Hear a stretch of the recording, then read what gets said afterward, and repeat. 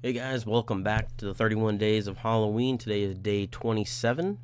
As I predicted, this review is going to come out really late. I didn't think that my concert would interfere, but it ends up it has. So, anyway, I'm getting this one out. I watched the Funhouse Massacre.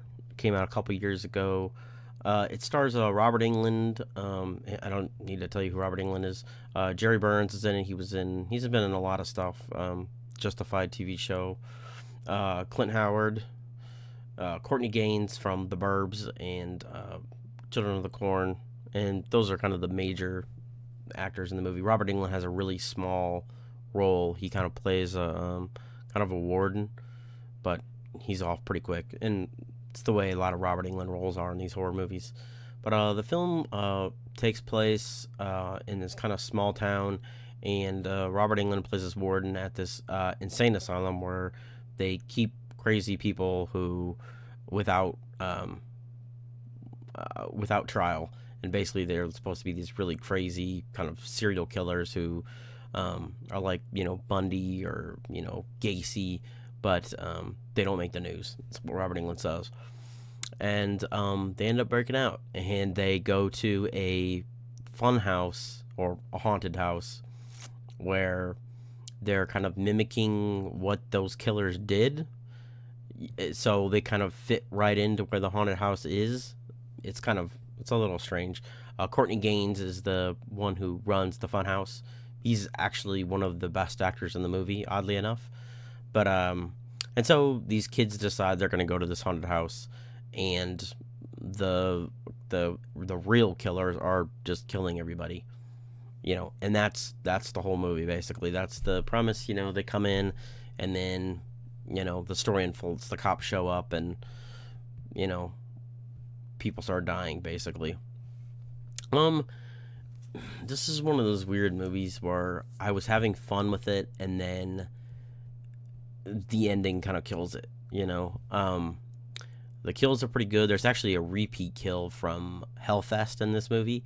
I guess it's a pretty kind of like, if you're thinking of kills that you do at like a circus funhouse type thing, it's the one where they have the test your strength thing. He hit somebody's head is on it, and he hits it, and the bell goes. It rings the bell. It's kind of a common thing. There's kind of a weird homage to Indiana Jones. It's kind of the famous scene where there's that guy with a big knife, and he's flimming it around, and then Indiana Jones just pulls out his gun and shoots him. They do that same thing, only in this one there's a giant he's a ex-wrestler who was put in the asylum to because he killed too many of his opponents, and he dresses up like a clown. And so in this scene, he's swinging this giant hammer around in the air, and the cop just kind of stands there, pulls out his gun, and shoots him. I guess I should talk about the killers a little bit. One of them is he's kind of like a messiah type character, where he kind of gets people to do what he wants. They actually call him Jesus Manson in the movie a couple times. Then there's that ex-wrestler who killed his opponents, so he's in there. Then there's kind of a weird kind of Harley Quinn type character. She's the one who breaks them out in the beginning of the movie. And then there is a guy who's like a taxidermist, and that's played by Clint Howard. And then there is another guy who was feeding his other customers. They make that joke a couple times. And I think that's it. I think that's all of them that I named. I don't think there are any more. Oh, there's one other guy, and he's a kind of a mad dentist. Basically, he just drills holes in people's faces. I didn't really understand that character, but he's in it as well. And they all are, like I said, kind of peppered throughout this like haunted house that kind of mimics the things that they did before they went into the insane asylum. The effects are pretty good. It's like I said, I'm a little bit biased towards Funhouse movies, but in a weird way, this one didn't feel like a Funhouse movie because they didn't focus so much on the Funhouse. Like a lot of these movies, like Haunt and The Funhouse by Tobe Hooper, they do a good job of kind of focusing on the Funhouse. And this one didn't really focus on the Funhouse as much as I think I would have liked. It's more kind of on the characters than it is on the location. And then there's also a scene at the end. There's kind of a huge chaotic scene, and they do a riff on the Halloween theme, which I'm not sure how I feel about that. You know, kind of taking music from another movie and changing it up a little bit. But overall, it's okay. I mean, for an independent film, it's actually pretty good. But like I said, the ending really kills it, and then there's an after credit scene that's even worse, that even makes the movie worse than it already was.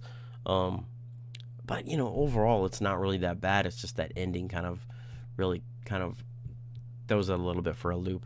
It's also more of a horror comedy movie in a lot of ways. You know, they make a lot of jokes. There's the sheriff is kind of inept.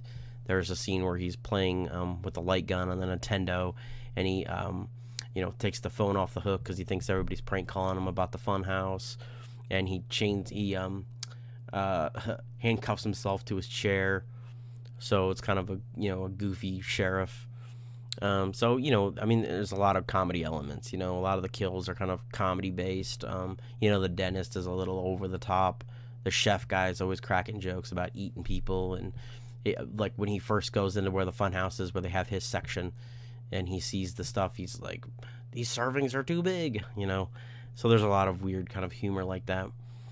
But you know, like I said, it's still not a bad movie until the end, and then the end is kind of like, oh man, like it could have ended a lot better than it did. I'll say that. And they set it up pretty heavily for a sequel, so I guess there's that to look forward to.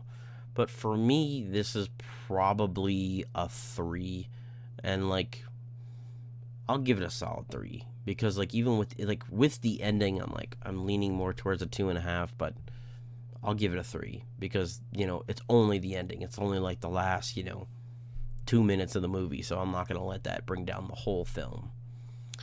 Yeah, so that was the Funhouse Massacre. I do know what I'm watching tomorrow, and this is going to be kind of funny because I'm watching a movie called House of Fears, which is another Funhouse movie. I think I found my theme for this year. It kind of just completely happened by accident that I'm just doing a bunch of Funhouse movies, but I'll keep going with it. I've been liking them. So, you know, I hope you guys liked the video. Subscribe if you haven't already. And I'll see you guys tomorrow.